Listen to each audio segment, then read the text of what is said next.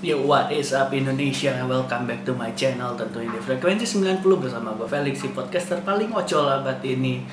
Oke, hari ini gue akan membawakan sebuah topik yang menarik. Topik ini bisa dibilang gak ada matinya, karena sering terjadi terutama dan khususnya di negara tercinta kita, Indonesia. Topik apa yang akan gue bawa, tapi sebelum gue jelasin dan ngomong lebih lanjut, lebih baik kita buka dengan intro dulu ya.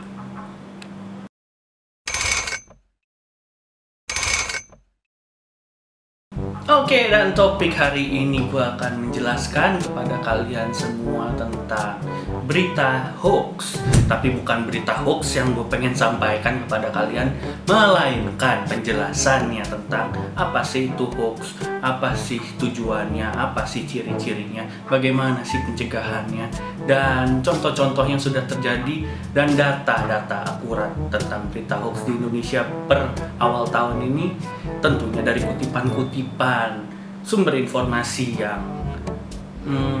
jelas dan juga kredibel gitu. Gue udah siapkan buat kalian semua. Oke lah, mari kita mulai aja. Pertama dari apa arti dan definisi dari hoax tersebut. Hoax itu sendiri dalam KBBI atau Kamus Besar Bahasa Indonesia diartikan sebagai berita bohong. Dan jenis-jenis konten yang berisi hoax itu sangat beragam. Contohnya agama, politik, etnis, bisa dibilang juga penipuan di dalamnya yang mengandung unsur-unsur mengambil kepentingan untuk diri sendiri, kesehatan, bencana alam, dan lain-lain. Nah, di sini hoax itu sebenarnya memiliki banyak tujuan, guys. Tujuan-tujuan dari hoax itu adalah sebagai berikut nih, gue mau jelasin. Tujuan dari penciptaan sebuah berita hoax adalah untuk membuat opini publik dan atau menggiring opini publik. Yang sebenarnya berita itu bersifat subjektif, tapi karena tersebar luas kepada massa atau orang-orang yang banyak, ya itu menjadi berita yang sebenarnya salah tapi dibenarkan gitu oleh orang banyak. Nah, itu sebenarnya bahaya banget, karena berita-berita yang salah tapi karena disebarluaskan secara masif gitu akan terlihat benar di akhirnya dan menciptakan konflik-konflik internal antara kita sebagai umat manusia gitu, guys.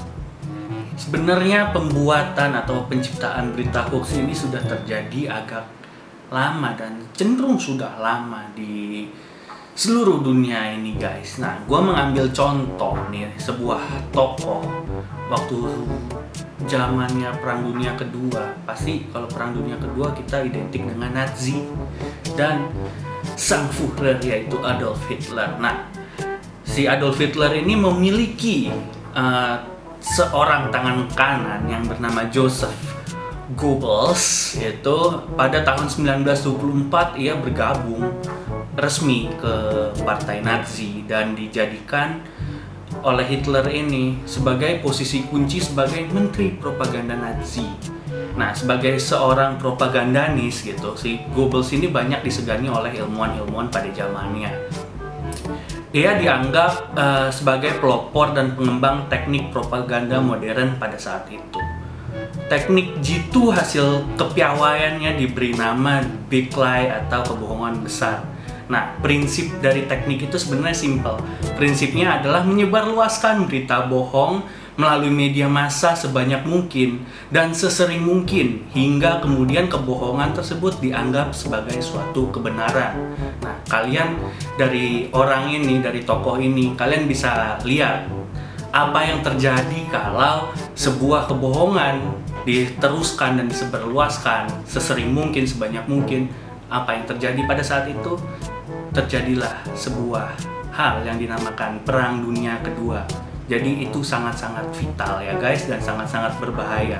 Penyebaran hoax dapat menyebabkan sebuah perang dan sebuah konflik besar tentunya di sekitar kita gitu. Nah, kalau tadi yang gue sampaikan adalah seorang tokoh yang telah menyebarkan hoax dan ia juga golongan yang menciptakan sebuah sejarah negatif karena penyebaran hoax yang ia ciptakan atau propaganda yang ia ciptakan telah menyebabkan Perang Dunia Kedua. Tapi sekarang yang pengen gue sampaikan ke kalian, gue pengen mengajak kalian mengintip tentang berita hoax atau penyebaran hoax yang terjadi di Indonesia sampai tahun ini. Apa kira-kira menurut kalian yang sedang ngetren di Indonesia ini sebagai pemberitaan atau bahan informasi?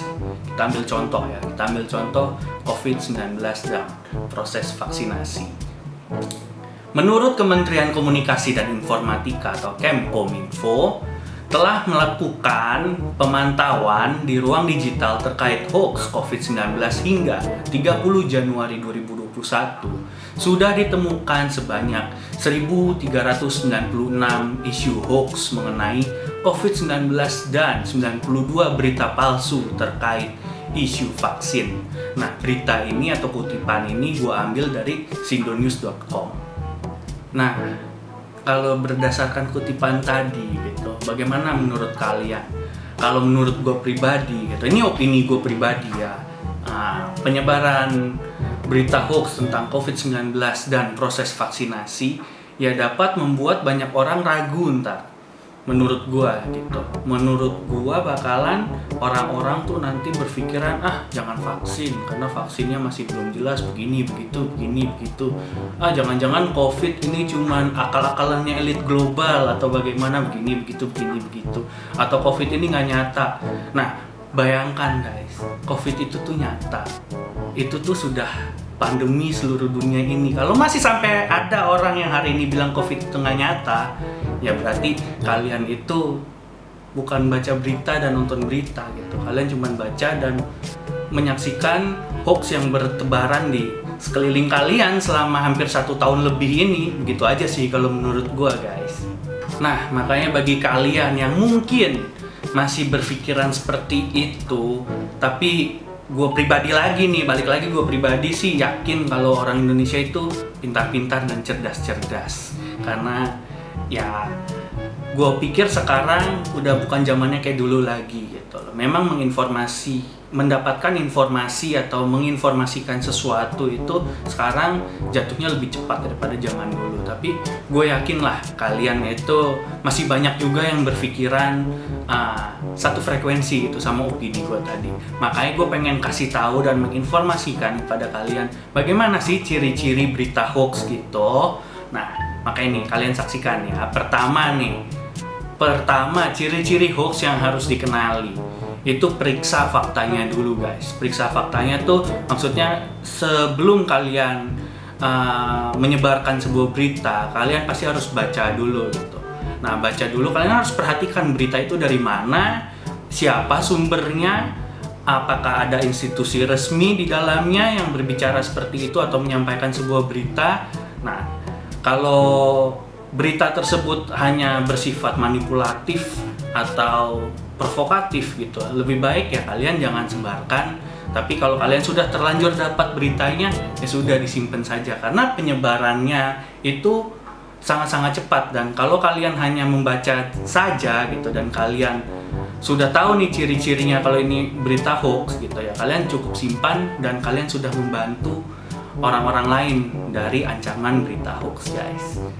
Ya, dan ciri-ciri besar berikutnya dari berita hoax atau penyebaran hoax itu kebanyakan ya berita-berita seperti itu, berita bohong dan berita palsu itu disebarkan melalui sosial media. Contohnya broadcast message dari WhatsApp, Facebook, Twitter, dan lain-lain. Nah, berita-berita tersebut tidak disiarkan melalui media-media konvensional seperti TV, radio, dan newspaper atau koran. Nah, di sini kalau kalian menerima sering broadcast message yang masih tidak tahu kejelasannya, nah itu adalah sebuah ciri-ciri dari berita hoax yang kalian juga harus berhati-hati. Makanya tadi yang gua ambil kutipan di internet itu yang gua ambil dari sindonews.com. Kenapa ya? Karena sindonews.com ini adalah salah satu website yang berasal dari sebuah televisi gitu guys. Benar, kalau itu namanya MNC atau RCTI, nah di korannya itu atau newspapernya itu atau blog websitenya itu namanya Sindonews atau sindonews.com. Kalau nggak percaya, kalian bisa research sendiri. Apa yang gue sampaikan ini murni 100% kredibel dan trustable. Nah, kalau yang tadi gue sampaikan adalah ciri-ciri berita hoax, gue sekarang akan menyampaikan kepada kalian bagaimana cara untuk mencegah penyebaran berita hoax atau mencegah berita hoax ini kedepannya makin masif lagi. Ya, tadi yang seperti gue bilang pertama, kalau kalian ingin mencegah penyebarannya, ya kalian kalau dapat berita melalui broadcast message gitu, antara kalian simpan atau kalian hapus aja, jangan disebarkan ke grup tetangga, grup keluarga, grup komunitas apapun kalian, atau bahkan ke orang lain pun gitu, ke teman dekat kalian walaupun cuma satu orang gitu, bukan grup. Ya jangan, karena kita nggak tahu dampak negatif apa ke depannya yang akan terjadi gitu. Karena konflik internal itu skalanya macam-macam, ada yang besar, menengah, dan kecil. Ya tapi kan kita kalau menyebarkan sesuatu itu jangan sampai menyebabkan sebuah konflik walaupun itu kecil, besar, menengah gitu ya. Lebih baik jangan gitu guys. Dan kalian semua yang smart people pastinya kalau mendengar sebuah berita atau mendapat sebuah berita, kalian pasti meresearch berita itu terlebih dahulu. Dan pemerintah Indonesia melalui Kementerian Komunikasi dan Informasi atau Kemkominfo telah menyediakan sebuah platform digital untuk kalian bisa search gitu. Kalian bisa googling aja kayak contohnya berita hoax menurut Kominfo gitu. Nah, nanti ada tuh list-listnya berita-berita hoax yang sekarang sedang marak terjadi itu apa aja. Dan mungkin berita-berita yang kalian dapatkan kalian bisa lihat di website itu. Dan kalian kalau sebagai warga negara yang baik mungkin bisa ikut melaporkan kejadian-kejadian atau berita hoax yang mungkin belum terdapat di situs tersebut. Jadi ada juga kalian bisa email atau bagaimanapun lah sekarang dilancarkan banget untuk platform komunikasi dengan Kominfo antara masyarakat nih dengan pemerintah gitu. Udah bagus lah sistemnya sekarang guys. Dan nanti websitenya akan gua taruh di kolom deskripsi ya guys. Jadi pesan gua podcaster ngocol hari ini, stop membuat berita-berita hoax dan stop penyebaran berita-berita hoax, karena hukuman yang akan kalian dapatkan itu ada di Undang-Undang Informasi dan Transaksi Elektronik atau yang kita sering kenal sebagai UU ITE. Nah, kalian bisa mendapatkan hukuman 6 tahun penjara dan atau denda 1 miliar rupiah dengan menyebarkan berita-berita hoax itu melalui contohnya seperti konten-konten penyebaran kebencian dan lain-lain lah yang membawa ras, suku, agama dan lain-lain. Ya, kalian akan mendapatkan hukuman seperti itu. Makanya stop, itulah saran gua guys. Jadi lebih bijaklah dalam menerima sebuah informasi dan lebih bijaklah dalam menyebarkan sebuah informasi, karena tidak semua informasi yang kalian dapatkan itu benar 100%. Jadi harus benar-benar teliti dan bijaksana dalam menerima semuanya dan menyebarkan semuanya. Itu aja pesan gua guys. Oke, jadi segitu aja guys podcast gua hari ini sebagai si ngocol. Semoga berita atau podcast gue hari ini bisa memberikan informasi baru, mendidik kalian, membuat sebuah hal-hal positif yang datang ke kehidupan kalian gitu. Jadi oke lah, tanpa banyak ngomong, gue pamit dari podcast hari ini. Dan jangan lupa kalian beri komen-komen di bawah kira-kira konten apa lagi berikutnya yang akan gue bawakan kepada kalian viewers sejati gue. Oke lah kalau gitu, stay tune on my channel. Jangan lupa di-share berita ini kepada teman-teman kalian, karena di sini kita adalah golongan anti hoax. Oke? Bye-bye guys.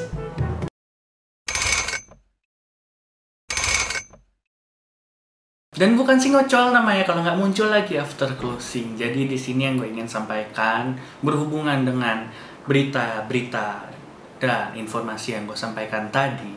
Ya, dengan keadaan COVID-19 dan proses vaksinasi yang terjadi, mari kita dukung bersama agar semuanya berjalan lancar dan pandemi ini cepat berakhir ya guys ya, agar kita bisa kembali normal dan menjalankan aktivitas-aktivitas kita yang tertunda. Semangat terus guys, dan gua harap kalian selalu baik-baik dan sehat-sehat saja. Bye-bye guys.